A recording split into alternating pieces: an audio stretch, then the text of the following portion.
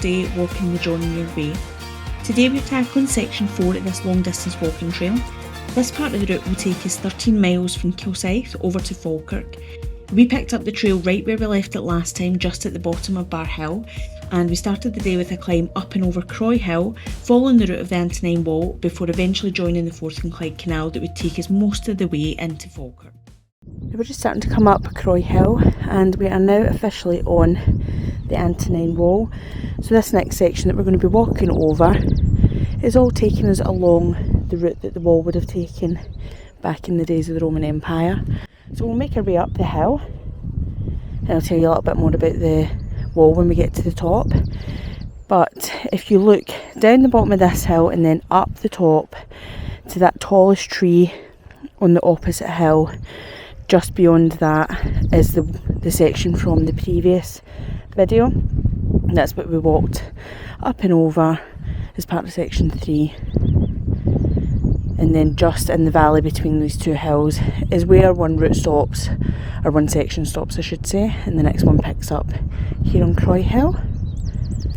That's enough dithering, I need to make it to the top of this hill. The Antonine Wall was built around 140 AD, stretching from across the Forth and Clyde to the Firth of Forth. It was built only 2 decades after Hadrian's Wall, which was intended to defend the Roman Empire's territory of Britannia from the Caledonian tribes in the north and expand the Roman Empire even further north. Now, unlike Hadrian's Wall, which was mostly stone built, the Antonine Wall was mostly turf. Remains of the Roman forts can be found in lots of places along the wall, and the John Muir Way follows the Antonine Wall for a lot of its route. The wall was abandoned around 20 years after its completion, but lengths of the wall can still be seen across the central belt of Scotland today. We've made a lot of jokes as we walked up here about that running meme of how often do you think of the Roman Empire. My answer to that is not as much as I have in the last 2 weeks, but here we are. Now it's, I think, near enough 2 months to the day since the first time we were up on this hill, and it's one of my favourite things about Scotland, it's just how different it looks. I recognise the path, we walked the path. The landscape looks completely different when it's all sun drenched, things are starting to get greener. When we were up here before it was quite misty and foggy, drizzly. It was all muddy and just, you could see the harsh winter elements still. And it's just absolutely stunning. It's stunning in both landscapes. I'm a big fan of Scotland in the winter, I'm a big fan of Scotland in the summer, spring and autumn. It looks incredible no matter what, but it is very, very pretty up here right now.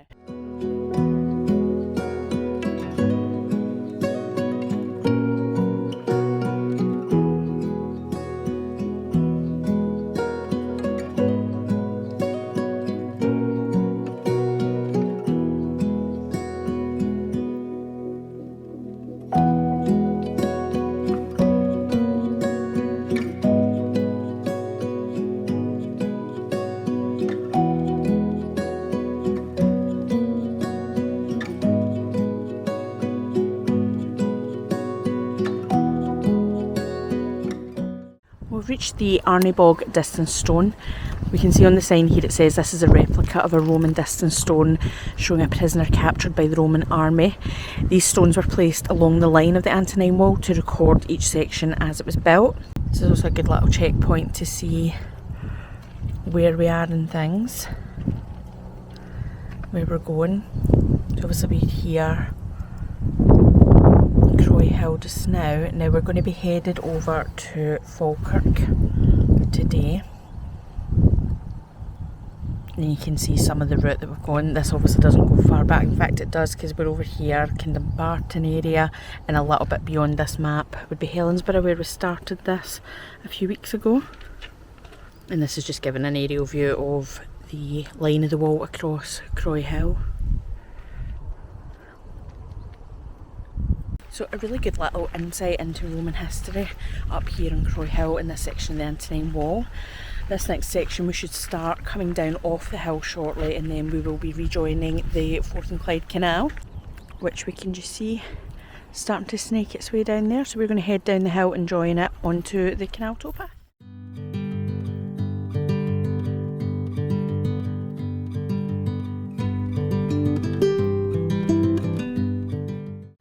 and just because I like to show this whenever I can, hopefully you can see this whole walking trail is really well signposted. There's loads of these signs everywhere, and it's been quite comical at times how frequent the signs have been. So far there really hasn't been an opportunity to get lost. Even for me, who is geographically challenged, we've not got lost at all coming across these sections.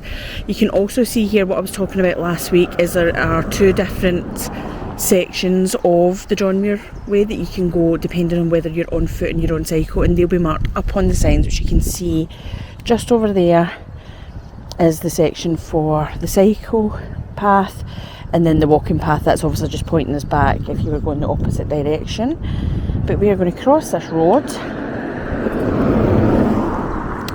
and follow Ross, who's already abandoned me and headed off onto the Forth and Clyde canal. And as you can see, it is still glorious sunshine, perfect temperature, light breeze. And that concludes today's weather with Lizzie. Are you ready to tackle Forth and Clyde canal today? I am. Let's go. The path along the canal, just regular firm concrete, mostly flat along the canal. A couple of wee bits where you'll have to come up and over, but it's mostly flat, fairly unvarying. This is also a very familiar part of the country for us. We do already spend an awful lot of time on the canal. We do walk between the Falkirk Wheel and the Kelpies in the Helix Park fairly often. We spend a lot of time in Falkirk, so this is a part of the canal that we have seen a lot of, and this is what the John Muir Way entails. Miles and miles and miles of this path.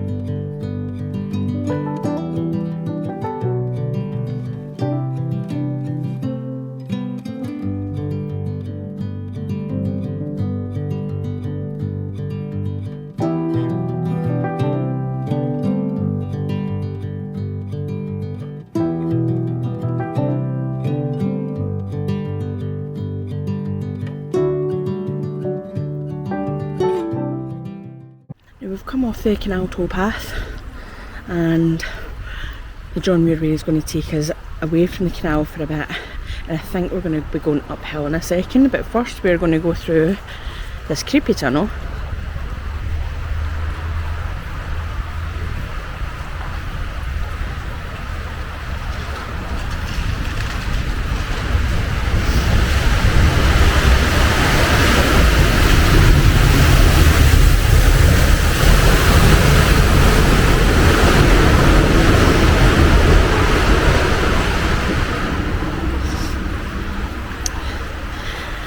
And it was at that exact point when I realised this tunnel was open to traffic, I almost had a heart attack.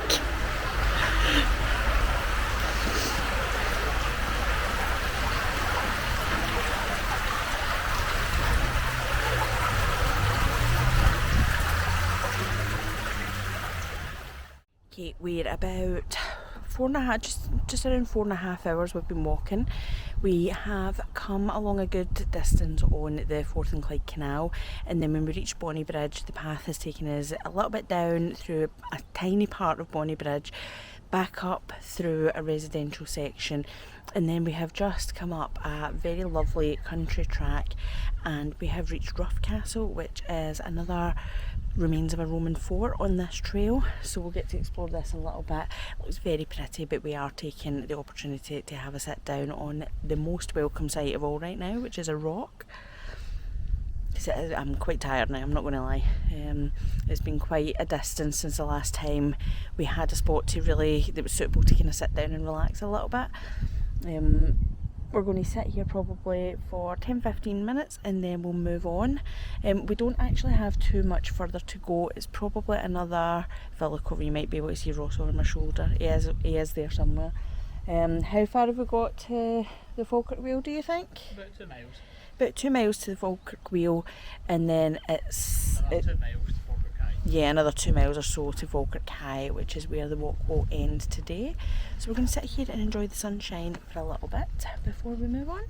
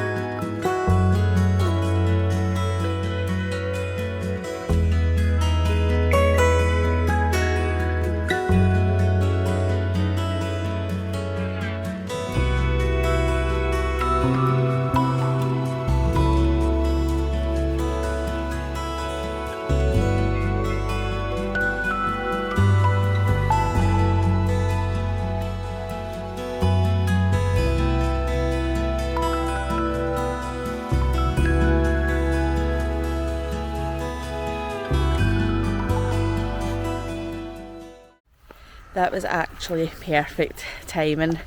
What a treat to see the Falkirk Wheel do its thing.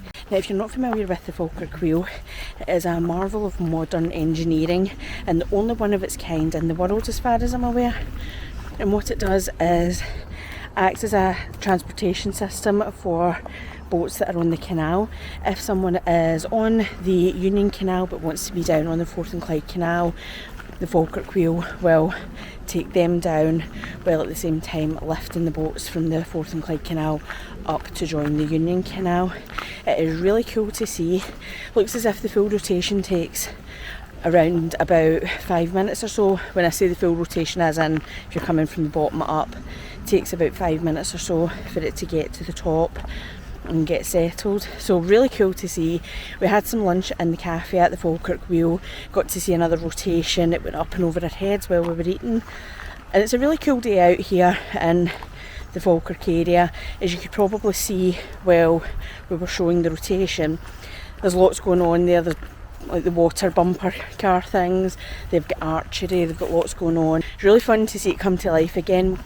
We came up here, as I say, about 2 months ago, and it was closed for refurbishment. It was a really sad sight, seeing it with no water, nothing happening, everything was all closed up. But it's really nice to see it brought to life again and back doing its thing, moving boats around the canal. And we've just now got a little under 2 miles left. We're going to walk along this forest track for a little bit. The trail will then take us through some residential areas in Falkirk and then back onto the canal path, but this time for the Union Canal. And that will take us pretty much the rest of the way to Falkirk High rail station, which is where we will end our walk for today.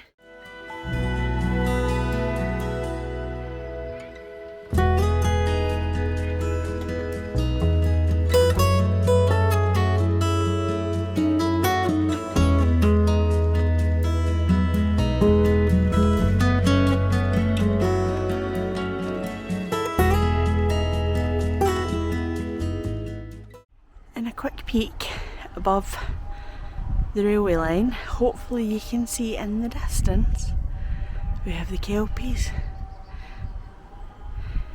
Now they may look very small from this angle, but I'm going to pop in some footage. We are out at the Kelpies an awful lot, so I'm going to pop in some close-up footage for you here.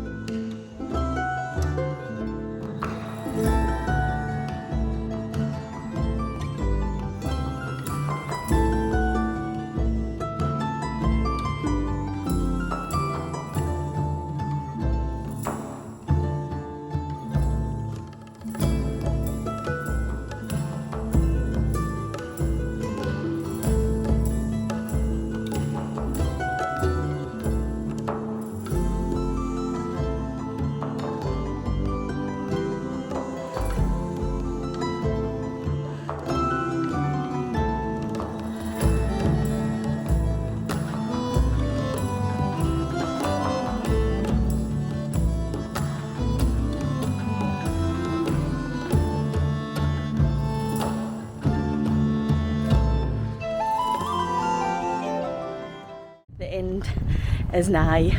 Just up ahead you can see Falkirk High train station, which is where we will be stopping.